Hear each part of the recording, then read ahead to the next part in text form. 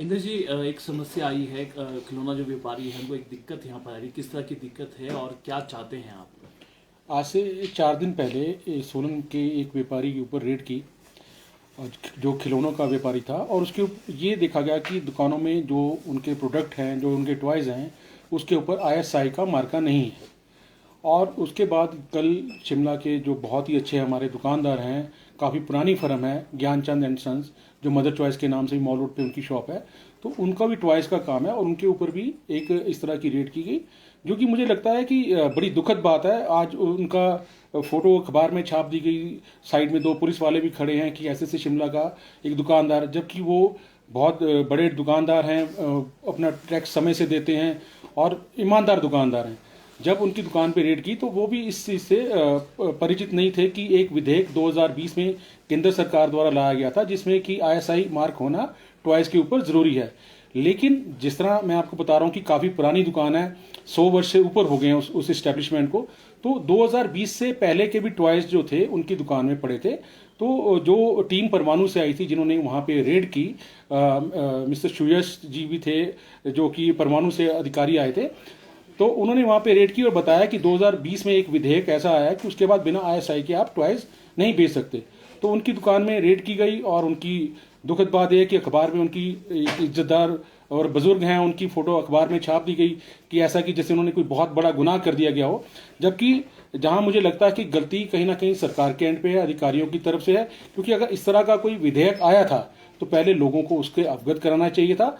और उनकी दुकान में जो सामान मिला है वो सारा 2020 से पहले जो उन्होंने परचेज किया है, जो कि उनके कागजों में भी एग्जिस्ट करता है।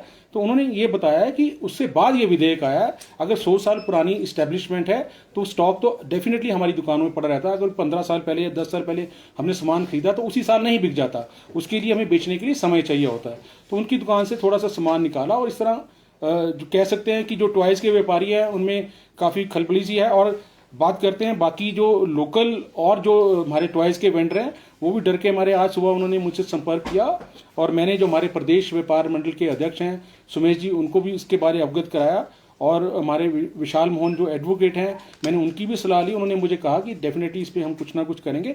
और जो परमाणु में जो मिस्टर सुयश जी बैठते हैं, मेरी उनसे भी बात हुई। उन्होंने कहा कि जो आपका ये पूरा जो आपका ये फीडबैक है, ये हम केंद्र सरकार तक पहुंचाएंगे और हमारी आप लोगों के माध्यम से भी यही मांग है कि जब तक ये पिछला जो स्टॉक है ये बिल्कुल इनकी दुकानों से बिक नहीं जाता तब तक इनको समय दिया जाए। क्योंकि आईएसआई डेफिनेटली अगर ये मार्का होना चाहिए, लेकिन मार्के के बाद किसी भी टॉय या किसी भी चीज़ की कीमत 4 गुना हो जाती है। मुझे लगता है कि इससे जो गरीब आदमी है या मिडिल क्लास है, अपने बच्चों के लिए कोई खिलौने नहीं खरीद पाएगा, क्योंकि खिलौने इतने महंगे हो जाएंगे जो सिर्फ हाई प्रोफाइल लोग ही यूज़ कर पाएंगे। आप भी एक व्यापारी है तो जहाँ पे खिलौनों का व्यापार करते हैं, तो क्या आपसे पहले आपको कोई नोटिफिकेशन यहाँ पर आई थी? या हमारे को ऐसा कोई कोई डायरेक्शन नहीं आई कि आपको आईएसआई के मार्क लेना है खिलौने का। और हम तो जो मिलता है अच्छे खिलौने हम बेचते हैं, अच्छी क्वालिटी के खिलौने। कईयों में होता है आईएसआई मार्क, कईयों में नहीं होता, तो हम तो सब ला के बेच रहे हैं। अब गवर्नमेंट कहती है हमने आज एक पेपर में पढ़ा तो हम भैया के पास आए हैं। तो हम तो यही चाहते हैं गवर्नमेंट से कि हमें थोड़ा समय दिया जाए ताकि अपना स्टॉक हम क्लियर कर दें। उसके बाद जो भी जैसी गवर्नमेंट बोलेगी उस हिसाब से हम काम करेगी। कितने सालों से आप इस कारोबार में जुड़े हैं? 10-15 सालों से कारोबार में हम तो 20 साल हो गए हमें इस कारोबार में जुड़े हुए। और मेन बात है हमारी, जो सरकार बोलती है कि आप एक छोटे छोटे काम करो, घर में एक लघु लगाओ। हमारे पास कई लोग आते हैं कि वो कहते हैं हमारे खिलौने बेच लो, हम घर में बनाते हैं। तो हम चाहते हैं कि उनको प्रमोट करने के लिए हम उनके टॉयज लेते हैं, बेचते हैं। तो वो कहाँ से अब आईएसआई मार्क लाएंगे? और आईएसआई मार्क जो खिलौने हैं वो 300 से ऊपर गए हैं। जो एक नॉर्मल आदमी आता है वो 20-50-100 का खिलौना मांगता है।